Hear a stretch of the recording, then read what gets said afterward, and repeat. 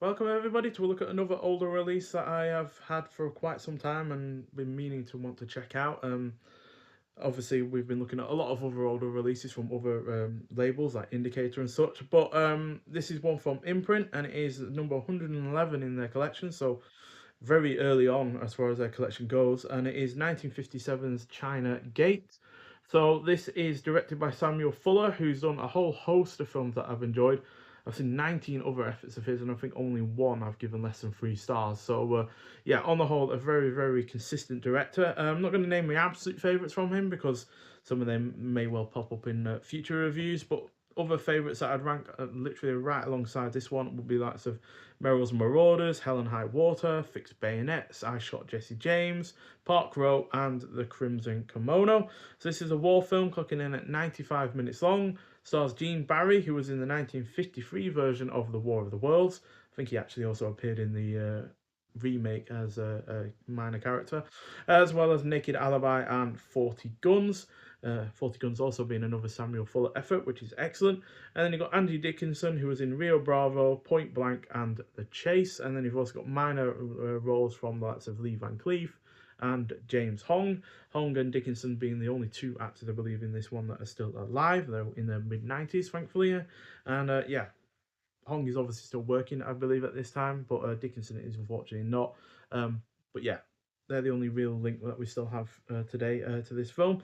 So yeah, near the end of the French phase of the Vietnam War, a group of mercenaries are recruited to travel through enemy territory to the Chinese border. So this is another effort from director, writer, and producer Samuel Fuller that doesn't miss with another one of his war films. That was also a precursor to the numerous other similar efforts that would be set in the same kind of locales as this, as obviously this predates the likes of Apocalypse Now and all those Vietnam exploitation films that would come out in the likes of the 80s from likes of Canon Films. So yeah, and the cast is also great. It is thematically weighty as it deals with the likes of racism head on, while also self-sacrifice, you know, and love waning and coming back again unexpectedly and stuff like that.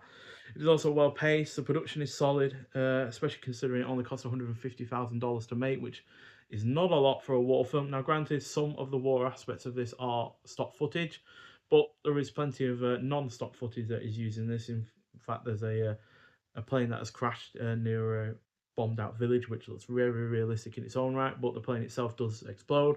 And then there is plenty of jungle scenes, and there's also a pretty heavy action towards the end as well. So all in all, the production is really good.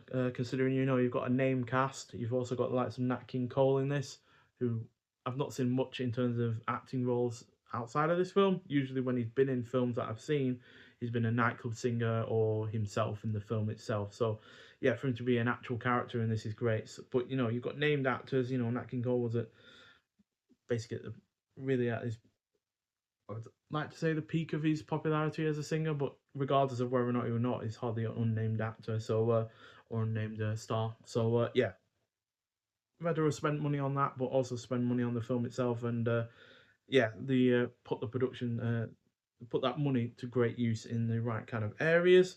As yeah, like I said, the production is solid and it looks convincing enough. It is also engrossing throughout. The cinematography is extremely well done, which is only helped by its CinemaScope format. Again, doubt that was a cheap format to go for. I'm not sure the amount, the kind of prices that were it would cost to do it in CinemaScope as opposed to just a normal kind of format, but it really does make the black and white cinematography look all the better for it. Also enlivens the action and such, and the score itself is also excellent. So, yeah, overall a solid effort from Samuel Fuller. It's not my absolute favourite film from him, especially when it comes to his other war films. Like the Steel Helmet, I would say is better than this one as far as the genre goes, but still a solid 4 out of 5. And like I said, ranks alongside the other films I mentioned from him before, outside of 40 Guns, which is definitely the better effort of the two. So yeah, nice slick cover though with this release from Imprint, which came out in, it's not going to tell me now, is it? 2022, I believe. Um, so yeah, nice slick cover, and then we get a different kind of artwork on the case itself, which is a little bit boring to be honest. I much prefer this one. And then the disc. And on the disc itself, got a 1080p high definition presentation. It looks and sounds pretty damn good. Could be a little bit better, but still pretty good overall. And then you've got audio commentary by film historian Sam Dayan from 2022. Peace of Mind, a personal look at China Gate by Samantha Fuller and Krista Lang Fuller from 2022. Tough Girl, Andy Dickinson's early roles in film, video essay by film historian Kat Ellinger, that's also from 2022, and a theatrical trailer on top of all of that. So, yeah, a nice decent amount of extras there, but quite frankly, it's the kind of film that I wish we got more of, especially in terms of Samuel Fuller films, because there's several of his that are still not gotten a physical release. Now, granted, I do have a couple of his box sets from two other kind of labels. Obviously, you can see the one behind me, Fuller there. And then I have the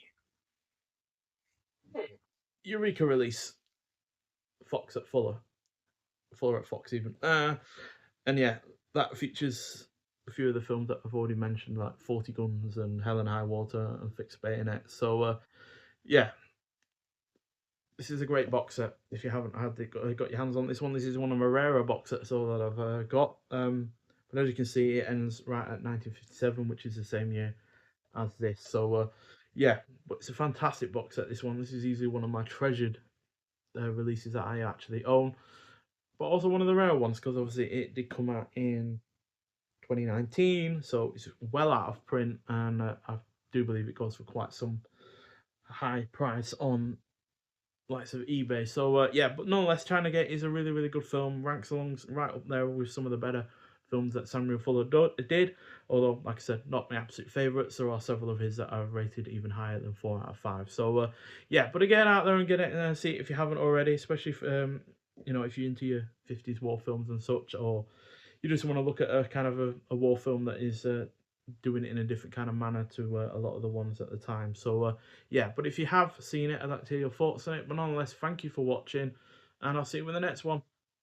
Bye.